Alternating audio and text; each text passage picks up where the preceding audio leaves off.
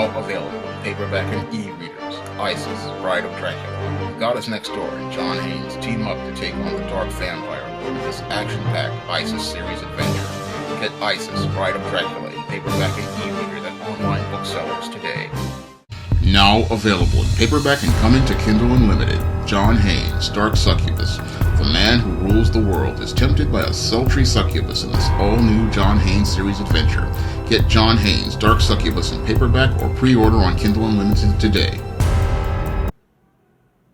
Hi everyone, it's your boy Shawn, and I'm here with yet another comic review video. And this comic review video is about Count Crowley, Reluctant Midnight Monster Hunter number 2. Now, last month I did a review of the first issue of Count Crowley, Reluctant Midnight Monster Hunter number 1, and that book was so much fun I recommended it to everyone, and I've been counting down the days before picking up the second issue. So the second issue came out last week, and after reading the second issue, I can also give you a recommend and tell you to go pick up this second issue, which does a great job of further developing Jerry's story while continuing to delve deeper into the mystery of the former Count Crowley, a host for one of these old school television series where he would host before one of these old horror movies would come on, and it delves deeper into what led to the disappearance of the former Count Crowley. But before we get into the exploration of the mystery, we have to pick up where the cliffhanger of the first issue left off, because in the first issue, Jerry was being confronted by a werewolf who was getting help from the former Count Crowley, and she didn't really know what to do in the case of dealing with the werewolf who was confronting her. Now, this second issue, again by David Demostikon and Lucas Kettner, it starts out with some very compelling sequences, and the art here is absolutely gorgeous. It really does capture the spirit of those old 1980s horror movies, and it does capture the spirit of the 1980s, and does a great job of really opening up and continuing the story. So we have Jerry confronted by the werewolf, and she manages to escape in the old school way people escape from these horror characters, with a lot of tension and suspense, and everything builds into a nice sequence where she has a final confrontation with the werewolf, which leads to yet another cliffhanger. And we're probably going to figure out what's going to happen, but it's very interesting the way they just managed to put on another cliffhanger here, building up the suspense as related to the mysteries. Now, this second issue, after the confrontation with the werewolf, she runs into a local cop who she used to know, and we continue to develop this story as related to her issues with alcohol and her issues related to her struggles in her career. But we start to see some development of Jerry in this series, and we're going to move the camera over to these action figures for a minute because I don't want to get a copyright strike, and I don't want to spoil the story for a lot of readers. So you have Jerry here, and she is showing how good of an investigative reporter she is in this sequence, and we really get some character development as related to Jerry's skills as a private as an investigative reporter, not a private investigator, but an investigative reporter, and she uses those to further delve deeper into the mystery of Count Crowley.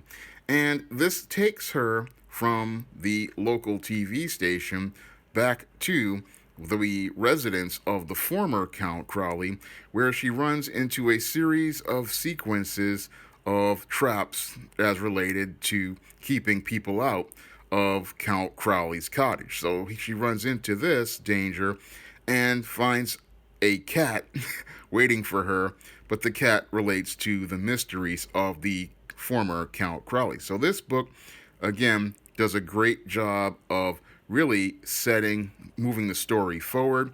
Really does a great job of further developing the characters. And I don't want to give too much away as related to Count Crowley, Reluctant Midnight Monster Hunter. So I don't want to spoil the book too much for those who have not read it yet. So that's why, again, I'm pointing the camera at these action figures, because I don't want to spoil the story for anyone out here. And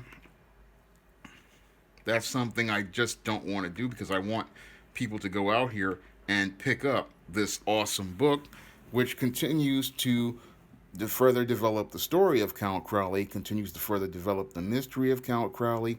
And I really recommend you definitely pick this one up at your local comic shop if it's available. This is one of the best Dark Horse miniseries that I have read so far this year. This is a definite contender for one of the best comics of 2019 top 10 list, and it's a really rock solid miniseries. I mean, this is one you definitely want to pick up in floppy format, because it's a really compelling story. It features a really strong heroine, a very strong and intelligent heroine, and it does a great job of capturing the spirit of the early 1980s, capturing the spirit of old local 1980s TV stations. Like here in New York, we had WPIX Channel 11, we had WNEW Channel 5, and we had WWOR Channel 9, and all of those local TV stations used to run a lot of that low-budget local content, like a Count Crowley show, and that's how many of those local TV stations used to pay the bills back in the day on these small, low-budget local shows.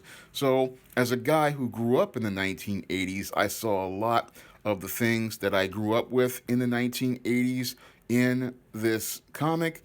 And again, it really brings all of that stuff to life in a way that really takes you back to that time in the early 1980s with low-budget TV shows, low-budget local TV, and really shows us how a lot of these low-budget horror movies were discovered by people of my generation. So this comic really, it takes you back in time, and it really brings you back to what was fun about these old horror comics, and it does a great job of paying homage to horror comics, horror movies, and the 1980s.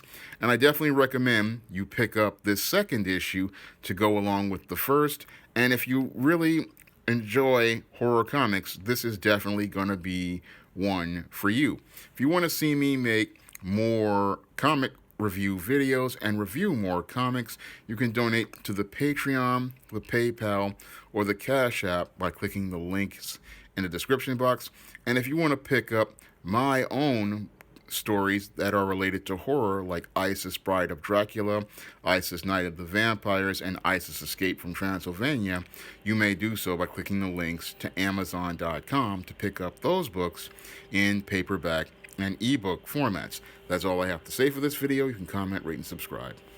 Now available in paperback and Kindle Unlimited, Isis, Escape from Transylvania. The goddess next door and John Haynes must escape a horde of vampires on the hunt in this horror-filled Isis series adventure.